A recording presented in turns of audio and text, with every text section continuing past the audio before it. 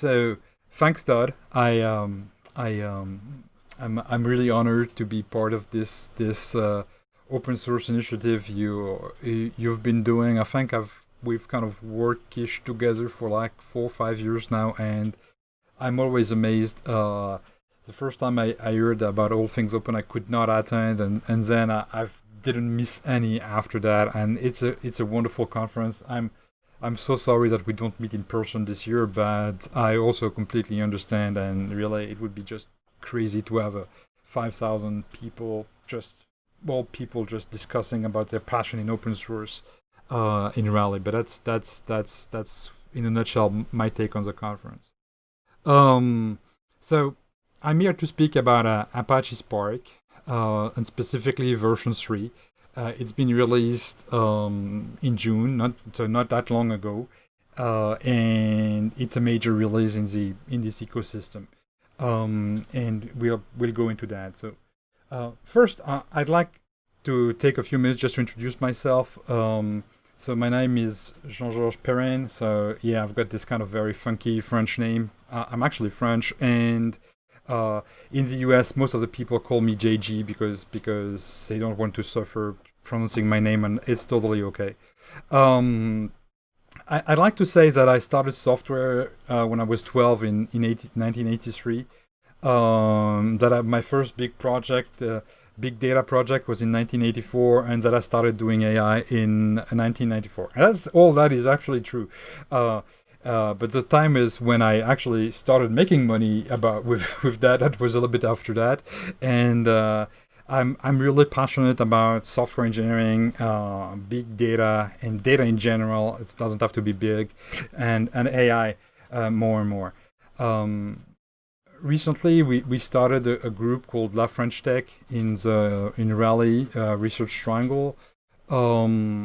It's La French Tech is really about promoting French technology in the US and promoting US technologies in France. It's creating this hub. We're 100 different hubs now in La French Tech, so that's kind of a fun group to be in.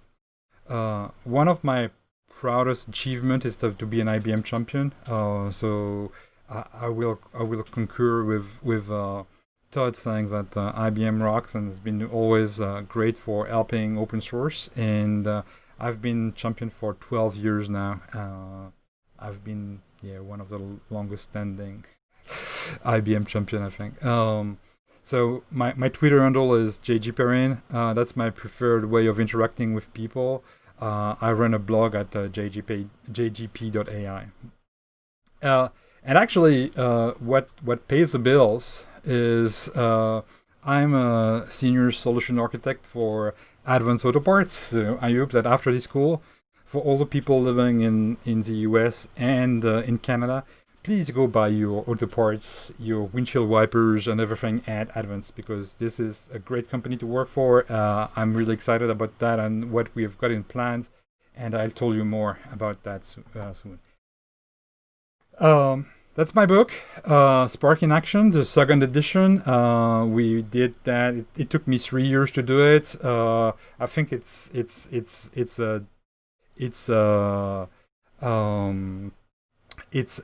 a very interesting book. The feedback is awesome. It's humbling. First, it's humbling that people trust your book just because it's there and they just want to buy it, and it's even more humbling to see reviews after. So having said that, that's enough. I don't want to spend time just promoting myself or anything like that. Okay, so let's get started. So first, I'll start by a little bit of comeback, okay, to what is big data, because Spark is known to be something around big data space, right? So big data is about 3 V's or 5 V's or 4 V's, depending on whose definition that you listen. Okay, so volume, variety, velocity, variability, and values there. So it's different kind of data. It's a lot of data, and it's really it's really this definition. I think it's a bit technical. For me, I've simplified this definition, and I borrowed that from someone. I think that data is considered big when it needs more than one computer to be processed, and that's really where it stands. It's because this, if you need more than one computer, then you're being distributed, right? Your workloads are being distributed, and more than that, I think that Spark, when you look at it, it's not even it's really an operating system, and it's an analytics operating system. And I've been doing Spark since 2015, so kind of a little bit later in the game compared to its release in 2010. And in 2016, I was attending World of Watson, and here's my friend Rob Thomas on stage, the guy with the dark suit that actually wrote the foreword of my book. And I really had a shock, about trying to. He was describing Spark as an analytics operating system, but then you can actually wonder what an analytics operating system is, right? So here is a bit of a definition. I'm sorry for the animation that doesn't go very well through teleconference, but when you're building an application, you are building an application based on hardware. Your operating system is actually your operating system is actually shielding you from having your application to write everything back to the hardware. Okay, so as I said, when you're writing an application, you're not going to write an Ethernet driver. Okay, you rely on what the system is providing to you. You're not going to write a new window interface because this is what the operating system is giving you. So, sorry. When you look at distributed computing, you've got an hardware layer on top of which you've got the operating system. Okay, so if you want to have distributed apps there, well, you will have your apps to handle this thing. Okay, you've got your applications to handle the multitude of computers underneath. Okay, so if you do that, it means that you've got to have your distributed layer to directly in the application and not outside of the application. So that makes your app bigger. And same thing if you want to do analytics applications, then you've got to do that in the application itself.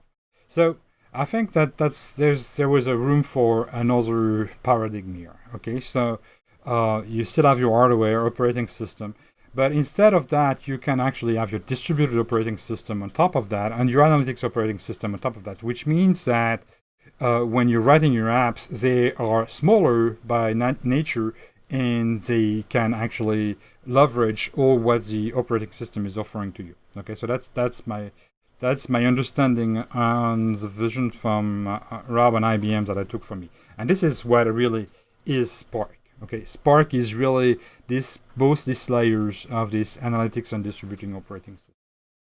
So, and it's really an operating system as you are not. You're not forced to use a dedicated language to actually be able to do anything with it. Okay, so you can use Java, you can use R, you can use Scala, and you can use Python.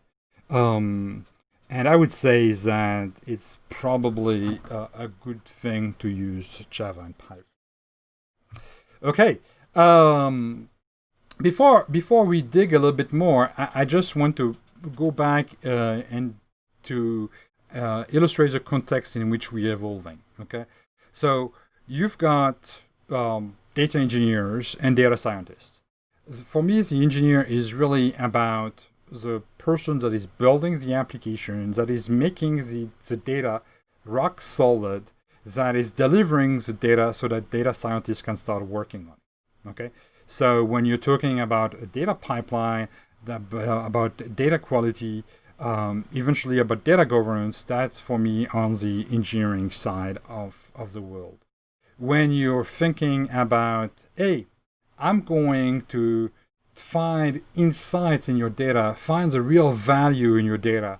When I'm trying to build some predictive models and reuse and find the right parameters and right hyperparameters for your predictive models, this is where the data scientist is coming in the game. And yeah, so the border is not as strict, okay? It's not like there's a Berlin Wall between the two. It's I know a lot of data scientists which are actually doing data engineering work, and I know a lot of data engineers which are involved in some kind of data science activities as well.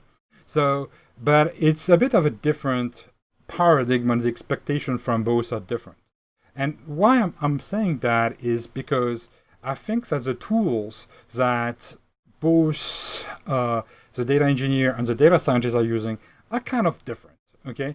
And so when you think about the data engineer, it's more like, hey, I've got this database, whether it's relational or not. I've got this pipeline, this cache, this code in GitHub that is available there, and I've got that's the tools I'm going to use for making my data available. On the data scientist, you're more into the experiment, okay? And you're more into also the storytelling. So that's why you would use things like IBM Watson Studio or SAS or SPSS or tools like Jupyter and Zeppelin, which are notebooks. And you see here as well the two icons of PowerPoint and Excel. I didn't put the new icons. I don't like them really, so I put the old ones. Because you are going at some point to present some results, and PowerPoint is actually a great way to present some results. So, and you see in the middle the common tools that both the data engineers and the data scientists are using, okay? And the biggest one is Apache Spark, okay? So Apache Spark is great because as an operating system, it's versatile and it can be used in both sides. And then both sides can use SQL, use Python, use Scala, and I wish they would use Java a little bit more, but I know that it's mostly a data engineering tool. So that's to define the context. 2020 is also a big year because it is the 10th anniversary or the 10th birthday even of Apache Spark. So it's been around for 10 years. Okay, so the founder, the creator of Spark, and the co-founder of Databricks, which is one of the company behind Spark, Matei Zaria, started that in 2010 as he was doing his PhD, and he didn't like what he was saying, so he invented Spark. So that's a pretty amazing journey. 10 years and version 3 now. So if we look at where it is as of now, not from a perspective of not a perspective specifically on version 3, but as if we just take a picture of where we are now. So when we look at notebooks, it's really dominated by the use of Python. Okay, you could use other things in notebooks before, or Scala, and even some notebooks are running Java. But the thing is, it's really clearly a Python world when it comes to notebook. Okay, so that's interesting to know, because it means that if your Python skills are a little bit on the low side, like mine, it's a great time to polish them up. And that's notebooks, which means mainly used by data scientists. Okay. When you look at a bit more figures, okay, so I stole a few figures from Databricks, one of the company behind Spark, and they actually they see on their platform more than 5 trillion records per day, and that's a lot of records just through structured streaming. Okay, so structured streaming was introduced in Spark version 2 as an alpha and has been stable since Spark version 2.2.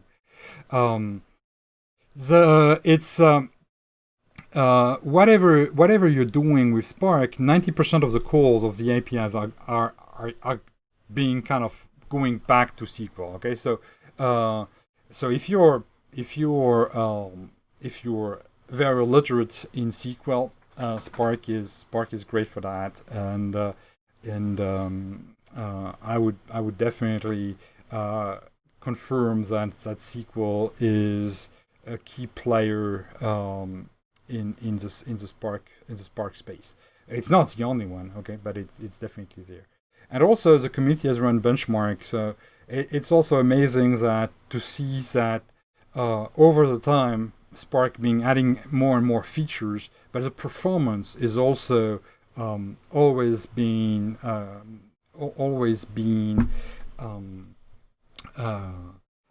getting better and better, increasing performance over time. And there, the last production version was version 2.4. Now with Spark version 3, some of the TPC benchmarks are actually doubling that. Okay, so that's pretty amazing. So, as the talk is really about what's new in version 3, I wanted to dig, of course, in what's new for version 3. So, it's a huge process. I hope you've got time in front of you, okay? Because if we would just spend 2 minutes on each ticket, on each Jira ticket, we would spend 4 days non-stop talking, more than 4 days non-stop talking, no sleeping, just on every ticket that went into Spark 3. But I borrowed this diagram from Databricks, and it's really, you can see really where the focus was, okay? So when you look at Spark Core, it's really about optimizing. And when you look at Spark SQL, well, it benefits everyone, as you know, everything is being kind of going down to SQL. Documentation and test. The version 3 has been in test since almost November. So they've really did a great job there. So to make it palatable and to go from these 3,400 Jira tickets to something we could kind of digest in 20 minutes, the exercise has not been easy, and I may have missed some of the key features as well. Okay, so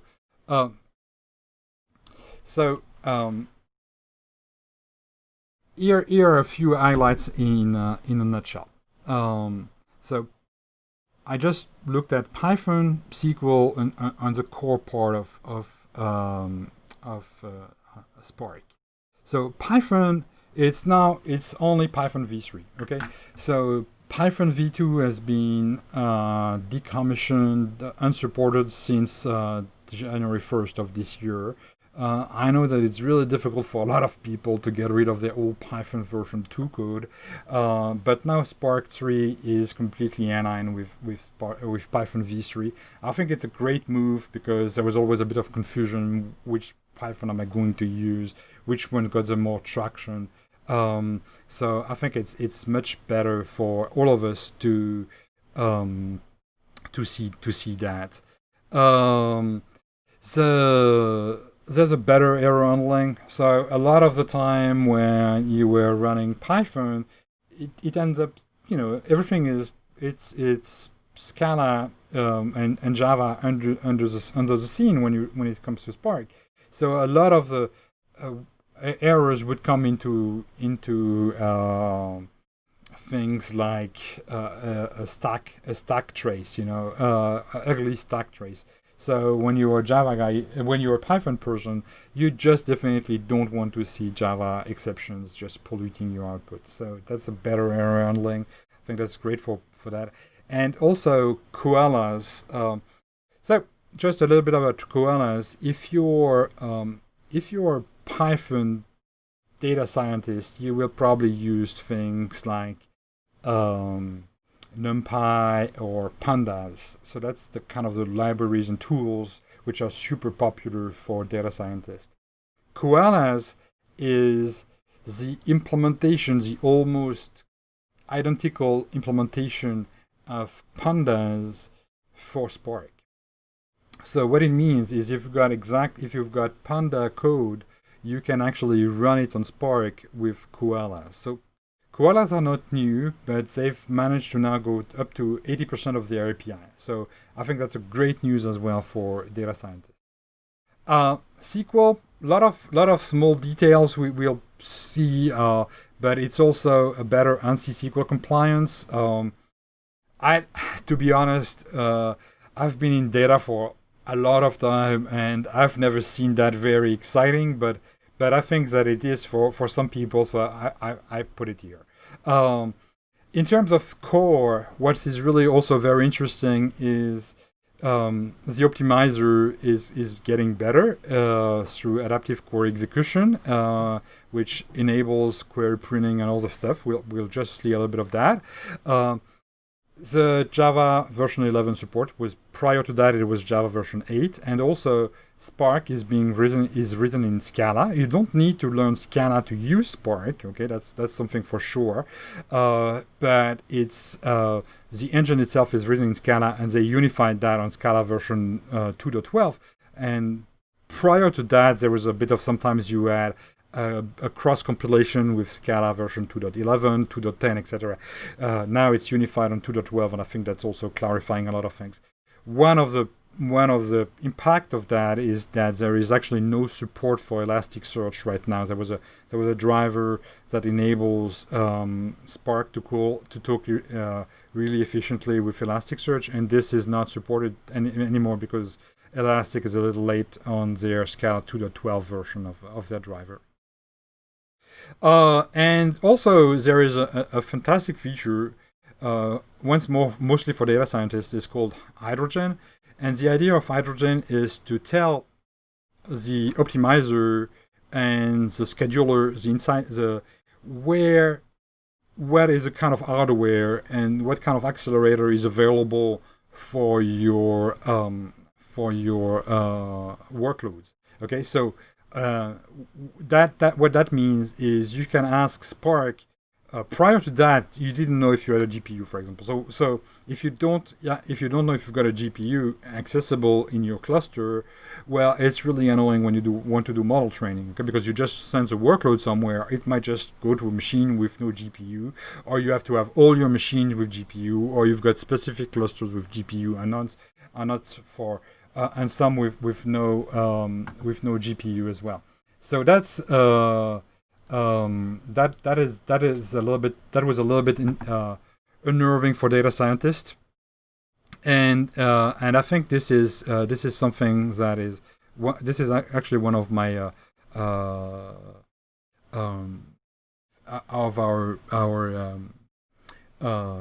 one of my favorite feature. Of course, it also means that when you've got your model, which is trained on the GPU, you can reuse your model on a CPU-only cluster, okay, or in the same cluster because it's aware of it. So I think that's a smart way, and it's actually using a lot of the different optimizers as well. So and that's the history of optimizing optimizers in Spark. The optimizer is called Catalyst. The first version was just rule-based. Second version, IBM contributed their cost optimizer to Catalyst. And now in version 3, it's also the runtime part, which has been a contribution from Databricks and Intel to this open source project. I like to highlight who contributed because I think it's for the greater good. Okay, so when you do open source, I think it's for the greater good. When IBM gave their cost optimizers, they could have kept it for themselves or kept a specific version for themselves, but that's not the philosophy there. So once you've got this third stage of optimization, and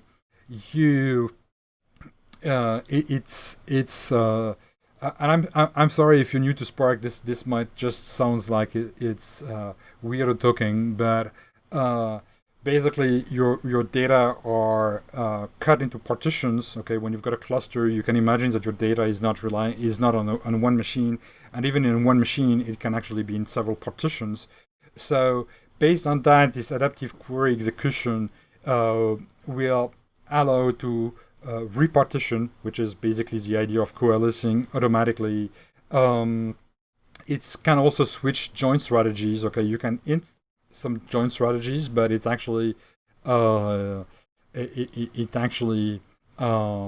switch automatically. and it can also optimize skew joins. So skew is really when you've got data which is hyper fragmented, that is actually penalizing your join. Okay, like imagine like you're joining two table, because that's very similar to that. You're joining two tables, and all your ID columns are partitioned all over the place. Okay, so that's the idea of regrouping that that allows performance gain.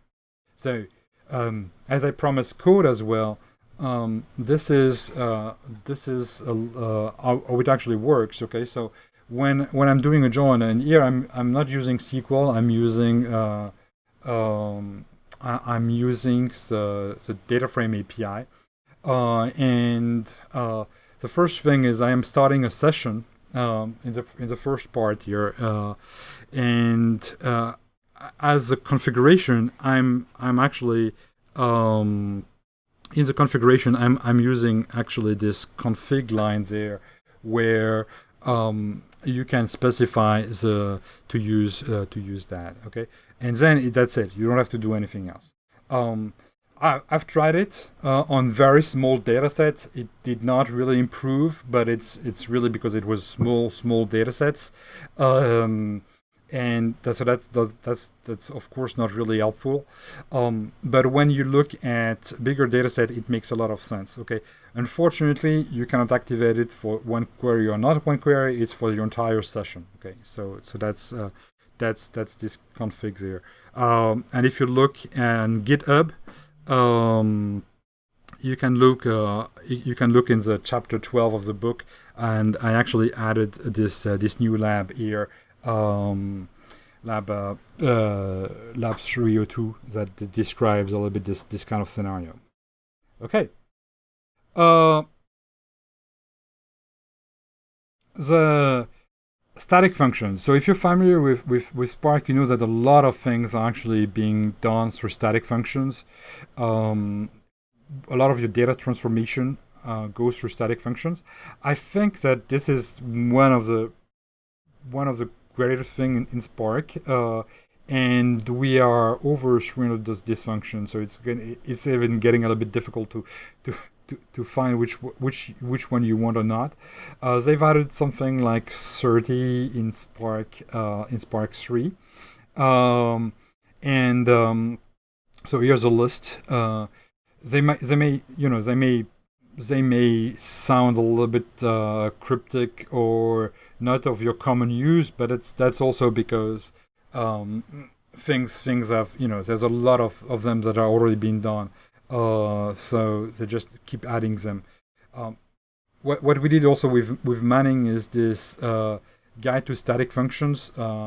It's a free companion ebook to Spark in Action. So if you go to this URL jgp.ai/SIA, and you look at the you look there, you will see the extra resources you can get with the book, and this is a free PDF you can download.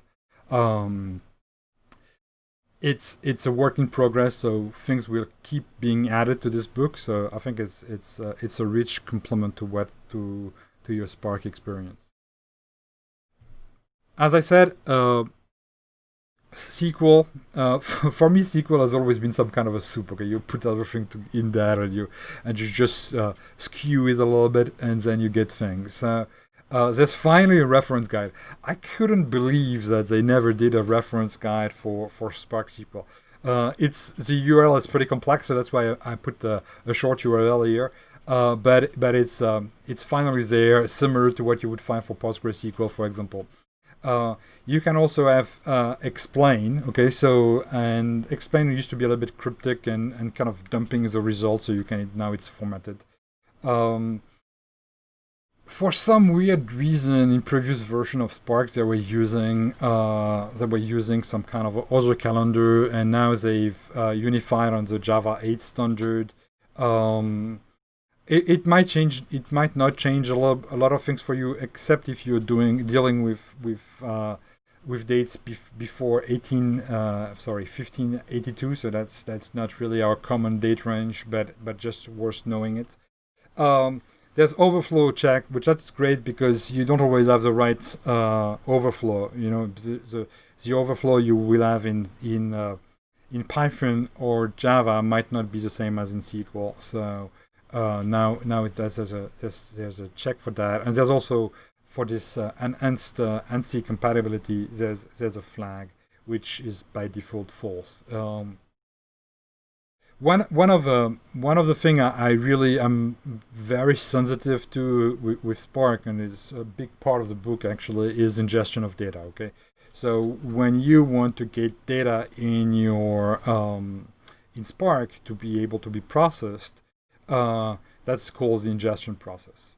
So pushdown is really the idea of filtering the data before it gets into the system. Okay, of course, when it's in the system, it's easy to filter, and you could just get it out.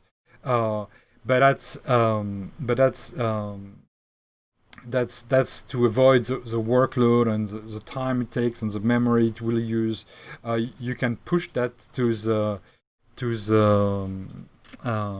you can push that down to the ingester itself. Okay, so you could already do that before with SQL, for example.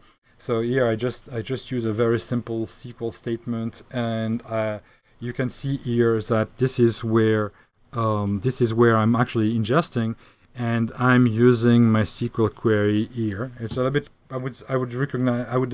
It'd be okay that the syntax is a little bit cryptic, but this will only import in Spark, in my data frame in Spark, the result of this query.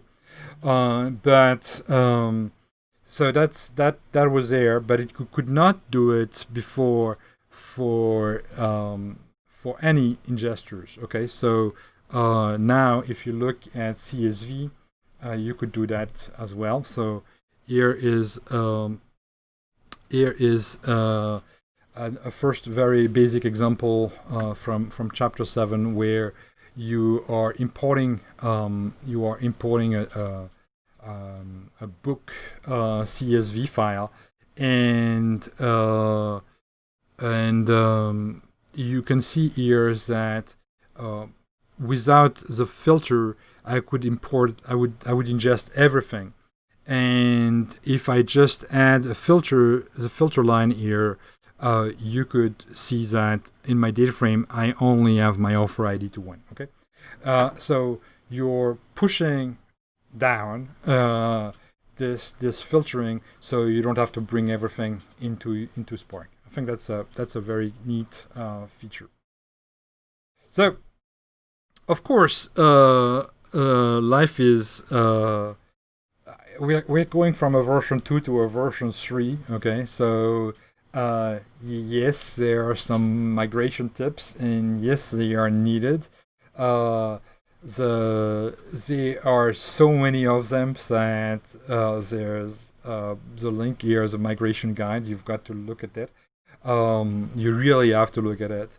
If you're using Spark with a compiled language like Java, it will detect some. Okay, so for example, in structured streaming, there are some exceptions that are being new exceptions that are being raised. So you will have to catch and try them, to try and catch them. Sorry, and the same, but some will may be a little bit annoying to you, like parsing dates, for example. There's a new date parser, and there's also the data source itself, the mechanism to ingest data through data sources did not change a lot since version 1 of Spark, and so now the community has decided to work on a version 2 of the data sources, which with great ideas, like for example, it could be the same data sources whether you're using streaming or batch processing, but it's not completely rolled in, I would say, or rolled out for every source of data. So you may experience some difference there as well. Okay, so and of course, it's still very young, so there might also be some bug, but it's definitely going in the right direction. Uh, one of my annoying experience was that I was actually not expecting was on simple date parsing. And so you may actually see this error here, Spark upgrade exception, when you're dealing with dates. And it's very easy. So if you want to keep the compatibility with before, you just add this there as a SQL command to your session, or you can directly add the configurations there. So pretty straightforward. So I know we're kind of almost running out of time. I've seen at least one person from French culture, so he will understand what mi figue mi raisin is. I've got mixed bags on that release. It's a major update. Don't get me wrong. It's a very exciting upgrade to Spark. But I would say it's an update rather than an upgrade. It's a great evolution rather than a revolution. The break is the change between version 1 and version 2 of Spark was stronger. Now I think we're going to more maturity in with things done more with intentions, like this concept of international architecture. I think and that's great and that's fantastic. But on the other hand, you could expect more shiny things from the user, and you don't get them. A lot of things are kind of under the hood. But one of the very promising thing is this idea of lake house. So if you get my book today, or if you have it, or if you plan on buying it, there is an appendix. There's a lot of appendices, and I can probably tell you that I'm an opinionated person. I think that comes with the French genes, and I didn't like the way data was going. So in Appendix E, I kind of brushed up a bit of a history of enterprise data. It's only a couple of pages. And it was actually my introduction, or my chapter 1 of the book. And my editor, Manning, said, there's no way we're going to publish that. So we settled that this is actually an appendix. So you will hear me or read me ranting about data lakes, data warehousing, and everything data. But the idea is that actually our friends at Databricks are pushing here is the idea of a lake house. So, and it's this kind of semi-structured idea of data of data lake. Okay, a lot of problem with the data lake is that it's completely a big mess after, and it becomes a data swamp at some point, and nobody knows what's inside, and etc. etc. So it starts to, excuse my French, stink a little bit. You've got, on the other hand, you've got data warehouse where planning and phasing it is not really compatible with being agile, or unless you've got really, really, really good teams. And so there's this balance, and I think that the lakehouse is a bit that. And this is a little bit a diagram I could draft from there, where you see that the data sources can be anything there, databases, file system, streams, and you've got the processing and the kind of intermediate storage in the middle, which is combined by data lake, but Delta Lake, and the Delta engine. The Delta engine was actually announced very recently, and Apache Spark. So we're really talking about this combination here, where you are combining the processing and storage, and it's really promising for me. what you can also see is that Databricks is adding visualization, and it's a very interesting visualization component with Redash. It's targeted towards business users. Okay, so you can see data engineers using all these outcome of Spark as other databases, files, systems, streams, whatever, and you can have data scientists which are using Jupyter and Zeppelin, for example. But the business users are now typically can be used into can be using Redash, and I put that all in red here. But this is really all. This is something that Databricks is pushing, and all those components are open source. So I think that's great for the community. ML flow, quickly, machine learning flow, automate your machine learning process, and TBA is something that I may be able to announce soon. You've got to stay tuned about that. So quickly, takeaways. Apache Spark version 3 is a major update. 3,400 patches. The foundation now is a rich data ecosystem, okay, or operating system or lakehouse. And also Python is increasingly popular and definitely beats Scala, which makes my day. There's probably a lot of more takeaways based on each of you, but I'm really happy for to take any questions now, and thank you. I'm also running a vlog on Fridays called Data Friday. More on that at this URL. Thank you, and Todd, I've got to give you back. I think if I don't know if you're muted or if you can unmute. Maybe I have to do that because it's. Yes. Oh, you are. Yeah, you're back. Great. Hey, okay. How about that? So, thank you, JeanGeorges. Okay. You're very welcome. JeanGeorges, can you maybe make me the host again? I can make you the host for sure. I turn that over to you. Host. And you are the host. Oh, wonderful. Okay. Thank you very, very much. Let's do this, JeanGeorges. I know you opened it up for questions. So let's take a few questions. How about that? I see a couple in the chat feature or the chat stream, and then I think JeanGeorges, if you want to check the Q&A stream. Okay, I'll start the Q&A stream. Okay.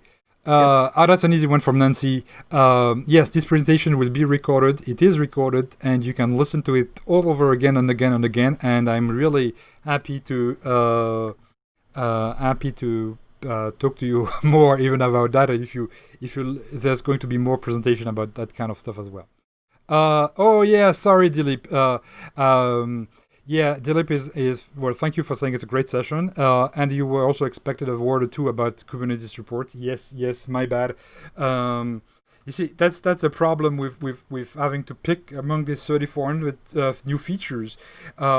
Kubernetes. So when you're deploying Spark, there's a lot of different ways you can deploy.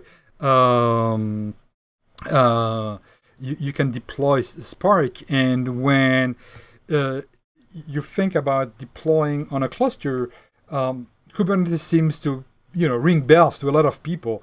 And yes, Kubernetes has been supported since version 2.3. I think it was the alpha, then 2.4, and they really worked a lot of things about Kubernetes, and you will see that more and more SaaS providers of Kubernetes are switching to Kubernetes, because before that you had Yarn from Hadoop, you had Mesos, Sparklam, with its own resource manager. But Kubernetes is definitely the way to go when you go to production. And there's I think that Google is already switching, or has already switched to for GCP. I don't know about IBM on their offering. I know that EMR from Amazon is late in the game. They're still way back. I don't know about Azure. There's also another company called Data Mechanics, which is providing Spark on any cloud platform you want, and they are using Kubernetes on your cluster using EKS or whatever Kubernetes support you want. So yes, Kubernetes definitely. Do you have any plan to make this book available in Safari as well? So I think that Safari, if my understanding is correct, Safari is really an O'Reilly product, and the publisher of Spark in Action is Manning, and they are not really friends. So I saw that some of the books are in Safari. I don't know at all about this one being available in Safari. I'm really sorry. Can you talk about improvement in memory optimization in Spark 3? Arvind, I would love to. I think this would take a little bit of a this would be taking a lot of time. They did a things. I didn't read a lot of different things specifically on the memory and that. There was a lot of improvement in 2 with tungsten. I don't know if tungsten has been improved. I must bail on you, Arvind, for this one.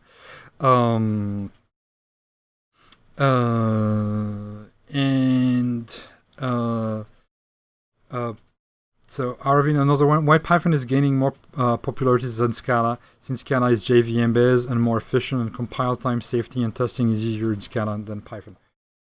Yeah, maybe. But I hate Scala. Okay, I hate it. All my guts. I don't think it should exist. I think it's just a mistake of Mother Nature. Okay, so there's no way I'm going to say anything nice about Scala. So that's sorry, Aravind. That's your answer.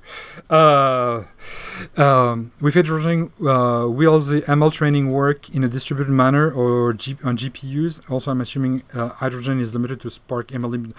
No, so Spark is, well, I don't know if it's only limited to ML. That's for a question from Piyush. I don't know if hydrogen is limited to MLlib. I don't think so. I would not bet a life on it, but I don't think it is limited to MLlib. But the idea is, yes, you can distribute your workload on GPUs through that. Okay, so you specify where the features you want your workloads to be. So it's working for GPUs, but they're in Spark 3.1, it's going to be also available, if I'm not saying any stupid things, on FGPA as well. So it's really it's really a very interesting piece of software, bringing back the abstraction. It's a kind of Spark was designed a bit of abstraction, but it just brings it back. I think it's to the execution. I think it's great. Do you think it's already a good time to start migrating to 4 to 3? I think it's not a good time to migrate. They already announced that they're working on 3.01, and you know the saying, okay, never update to a .0 version, but you should try now. You should try your workload in that. If you've got production, I would not go to production right now with 3.0. I think that would be optimistic. We use Spark way work, and we are not. I don't think we're ready for that yet. Yeah, Spark streaming has also been improved quite a bit, and there's a rules section. Aravind, you're going to think that I'm going to bail on all your questions. The UI for Spark streaming has been a lot improved, so you can debug more easily what's going on when you're doing structured streaming, and that's really with structured streaming. Okay, so there's 2 ways of doing streaming in Spark. One is called discrete streaming, and the other one is structured streaming. That the first one is completely dropped now. Yep, I think I've answered all of them. Okay. Cool. Did I miss any? I think we are all done.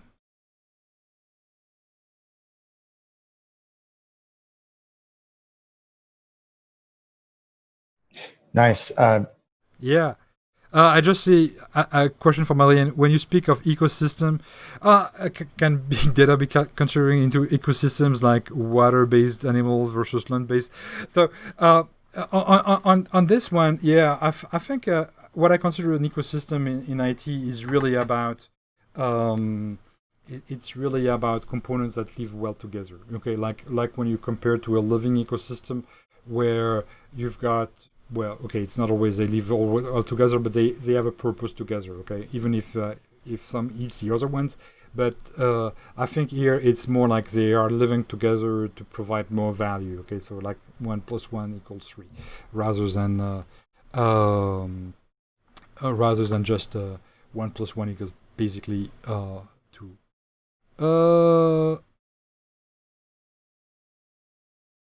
Yeah. So just quickly, I think, and then I think we've got to wrap up as well. It's already 1:07. Yeah, Elastic support. So unfortunately, the driver that Elastic is providing, which is the Hadoop driver, is only using Scala 2.11, and it doesn't play well with the Scala 2.12. So Aravind, here's one of the reasons I don't like Scala. And Elastic needs to update this, and they have not done it. Okay, and because they have not done it, well, then you're in bad luck, and I'm in bad luck because there's a lot of project I'm working on where Elastic has a role, and that's actually penalizing me to go to Spark 3 for those projects. So yep, we've got to wait and pressure a little bit those friends at Elastic to do something. Are we done? I think so. Sure. Okay. So, JeanGeorges, I have a favor. How can people contact you if they want to follow up with you after this event? Obviously, your website. I think you posted the URL to your personal website before. If you would post that again, and I'm assuming people can contact you directly via Twitter or through your website, correct? Yeah, correct. So jdp.ai, you've got a contact form. That's so jgp, my initials.ai, and my Twitter is jgperrin. Okay, jgprrin, and that's probably the best way. Some people like to find me on LinkedIn. I'm on LinkedIn. I don't accept all requests. So if you just and especially since I've joined a Fortune 500 company, you would be surprised by how many spam I get on LinkedIn. So I don't accept all invitation. But if you just say, "Hey, I was in Todd ATO's talk and I've got a few questions," that's just great. I'll be more than happy to also link there. So that's great. A favor, put your email address in the chat stream. If that's okay. And again, I don't mean to put you on the spot, JeanGeorges. I know. Apologies. But who's using email? I just did it. Very, very good. Thank you. So just a couple things as we wrap up. I wish we had more time for questions because I did see, I think, a couple more come in. But if you do have follow-up questions and everything like that, feel free to reach out to JeanGeorges directly. Also, this talk is a preview of the talk that you'll deliver at All Things Open this year, which will be an extended version of this, right? What you're going to do at ATO is going to be kind of a workshop extended version of this talk. So if you enjoyed this talk and you want more of it, but just literally more of it, and you want to do a deeper dive and maybe some more hands-on stuff, join us again in October for the conference. Yeah, and that's going to be a challenge because I have absolutely no clue how we're going to do that hands-on. But it's going to be fun, and I'm looking forward to it. So big data hands-on with Spark. Yeah. Very cool. And I, by the way, I put several links in the chat stream today for you to 2020allthingsopen.org. That's to the conference. Of note, there's a free registration option this year. We've never done that before. So this year it is free to register. There are 4 total registration options. The second one is just a community supporter. Third option when you register is kind of a VIP option with swag, with a shirt, or you can get a hat specific to the conference this year. So anyway, again, in chat, if you're interested in registering for ATO, please do so. You can do so for free, and there are some other options there as well for you. I did put links to sponsors in the chat stream as well, and I would encourage you to check them out also. And if you have any questions or if you need any additional information or details, don't hesitate to reach out to us directly. And I'm going to put finally our direct email, and it's just info@allthingsopen.org. And right there it is. I just put it in the chat stream. Check that out. You can reach us directly with questions. And we are going to do some giveaways today. We are doing giveaways. I have already in the chat stream put the URL out to a Wufoo form. And if you're interested in receiving a book, a signed physical book, I think we've got 4 to give away today. And I'm adding an extra one as well. So. Oh, very nice. So 5. Cool.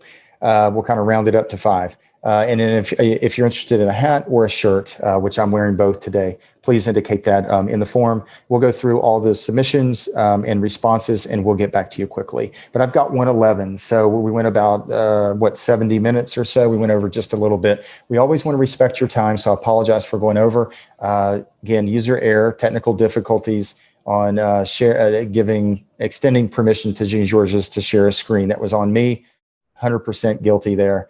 And that was totally my fault. We won't do that again. We won't have that. We'll have that figured out beforehand. But anyway, thank you for joining. I know people are joining us from all over the globe today, so thank you. If you need us for any reason, please reach out. We'd love to talk to you directly. And JeanGeorges, thank you again. Thank you. Great job. Bye-bye. Amazing job. So we're going to wrap this up. And thank you all for joining us today. So talk to you soon. Take care. Bye-bye.